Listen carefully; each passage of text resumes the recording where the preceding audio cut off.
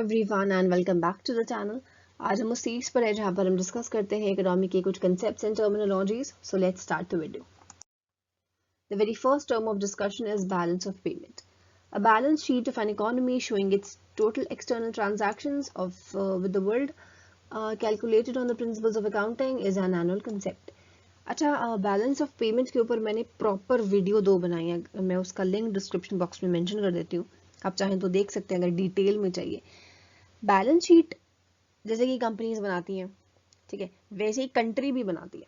हर देश की हर एक इकोनॉमी की बैलेंस शीट बनती है जिसमें वो ये लिखते हैं, मेंशन करते हैं कि हमने किस देश से कितने एक्सटर्नल ट्रांजैक्शंस किए हैं, कितने हमने चीज़ें मंगाई हैं, कितने हमारी चीज़ें खुद की गई हैं, कितनी इनकम हुई है, कितनी एक्सपेंडिचर हुई, ठीक है, सारा खर्चा बनाती है।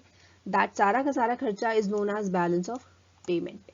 ठीक, वो जो बैलेंस शीट बनाती है वो किसके ऊपर डिपेंड करती है? जो अकाउंटिंग प्रिंसिपल्स है हमारे, ठीक है, कोई कंसर्न कंसेप्ट होता है और जितने भी सारे कंसेप्ट होते हैं, अकाउंटिंग प्रिंसिपल्स होते हैं, डुअल एस्पेक्ट, को सारे के सारे प्रिंसिपल्स ऑफ अकाउंटिंग के ऊपर ही हमारी बैलेंस ऑफ पेमेंट वाली बैलेंस शीट भी बनती है and it is an annual concept. जैसे कि हमने अकाउंट्स में पढ़ा था, कंपनी अकाउंट्स में पढ़ा था कि हर साल आपकी बैलेंस शीट बनती है, वैसे ही बैलेंस ऑफ पेमेंट जो कि इकोनॉमी का होता है वो भी हर साल बनता है। Then comes balloon payment when the final payment of debt is more than previous payments. इसमें क्या होता है कि अगर आपकी फाइनल पेमेंट जो आपकी सबसे लास्ट वाली इंस्टॉलमेंट बची है वो आपकी बाकी की इंस्टॉलमेंट से अगर ज़्यादा हुई तो उसे हम कहते हैं बलून पेमेंट। ठीक है, फॉर एग्जाम्पल अगर हम किसी को पैसे दे रहे हैं, 200 रुपये पर महीना दे रहे हैं, 6 महीने तक देना है, जैसे ही छठा महीना आया वैसे ही हमने 200 रुपये की जगह क्या दे दिया, 700 रुपये दे दिए। That is known as balloon payment. Then comes basing point price system, a method of pricing, price लगाने का ऐसा तरीका, दाम लगाने का ऐसा तरीका, in which a differential price is fixed, जिस पर हम अलग अलग प्राइस फिक्स करते हैं सेम प्रोडक्ट के ऊपर अलग अलग लोगों से, डिफरेंट डिफरेंट लोकेशंस के ऊपर, डिफरेंट लोकेशंस की वजह से। ठीक है, आपने देखा होगा कि जो फैक्ट्रीज होती है ना, जैसे कि सपोज अगर हम कानपुर को ले लें तो कानपुर में देखिए चमड़ा फैक्ट्री इज वेरी फेमस। ठीक है, लेदर के लिए बहुत फेमस है हमारा कानपुर।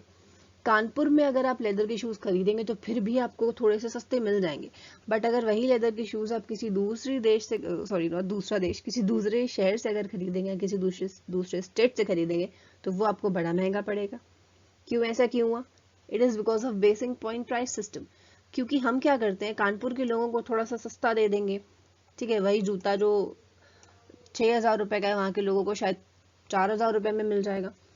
क्यों? क्योंकि भाई पास में रहते हैं, कानपुर के ही लोग हैं, बगल में ही फैक्ट्री है, ठीक है, प्रोडक्ट भी थोड़ा सा हल्के में ही, कुछ खर्चा तो होता नहीं ट्रांसपोर्टेशन कॉस्ट का। पैसा जो बढ़ा कर लिया जाता है या दाम जो बढ़ जाता है चीज़ों का, वो तब होता है अगर हमें अपनी चीज़ों को बाहर भेजना है अपने शहर से, अगर कानपुर से दूर भेजना है तो भाई ट्रांसपोर्टेशन कॉस्ट तो लगेगी ही लगेगी। ठीक है, तो ट्रांसपोर्टेशन कॉस्ट का पैसा भी इंक्लूड कर लिया जाता है। इस वजह से जो शूज़ हमें कानपुर में रहकर थोड़े से सस्ते मिल जाते हैं वो अगर कानपुर से बाहर जाते हैं तो वो थोड़े से महंगे हो जाते हैं। This is only known as basic point price system, जहां पर हम प्राइस को डिफरेंशिएट करते हैं कि भाई तुमको हम थोड़े सस्ते में दे देंगे, एंड जहां पर अगर दूर जाना हुआ बल्कि सामान है तो वो थोड़ा सा महंगा हो जाता है। Then comes bellwether stock, a share which often reflects the state of whole stock market.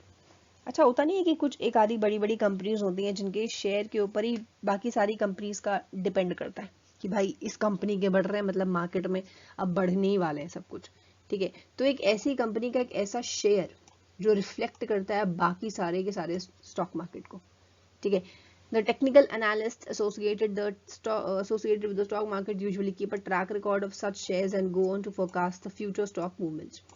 एक आधी बड़ी बड़ी कंपनी के अगर शेयर्स हैं, ठीक है, अगर वो बढ़ते चले जा रहे हैं, बढ़ते ही चले जा रहे हैं, बढ़ते ही चले जा रहे हैं, तो जो हमारे टेक्निकल एनालिस्ट होते हैं जो स्टॉक एक्सचेंज के ऊपर दिमाग लगाते हैं, उन्हें यही फीलिंग आती है कि भाई ये बढ़ रहा है तो मतलब अब आगे इंक्रीमेंट होगा।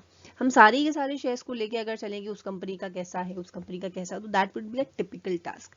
तो अपने काम को आसान करने के लिए कुछ एक आधे बड़ी कंपनीज के कुछ ऐसे शेयर्स होते हैं जिनका वो पूरा का पूरा ट्रैक रिकॉर्ड रखते हैं कि अगर ये वाले शेयर्स अगर डूब रहे हैं तो मतलब अब बाकी सारे शेयर्स भी डूबने लगेंगे, है ना।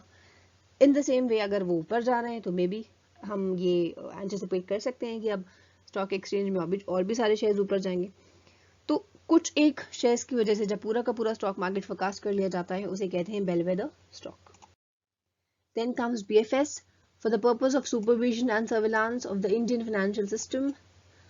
इंडिया के फाइनेंशियल सिस्टम को सुपरवाइज करने के लिए, ठीक है, उसके ऊपर नजर रखने के लिए, सर्विलांस के लिए, a board of financial supervision BFS was set up by RBI in November 1994.